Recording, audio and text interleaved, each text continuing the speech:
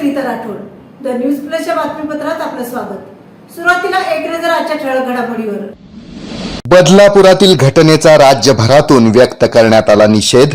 खबरदारीसाठी सोलापुरातील सर्व शाळांना करण्यात आलंय सतर्कतेचं आवाहन. जन्म मृत्यू दाखल्यांसाठी आता इंद्रभुवनला जाण्याची गरज नाही.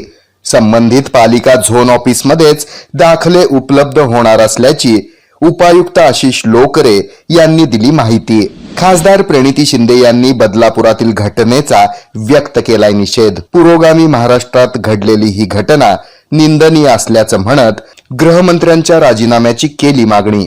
आणि प्रतिवर्षीप्रमाणे श्रावण मासानिमित्त श्री सिद्धरामेश्वर यांनी स्थापन केलेल्या 68 लिंग दर्शनासाठी पदयात्रेचं आयोजन. रविवारी सकाळी श्री सिद्धेश्वर मंदिरातून होणार पदयात्रेस प्रारंभ, तर बाळीवेस येथील मल्लिकार्जुन मंदिरात होणार समारोप.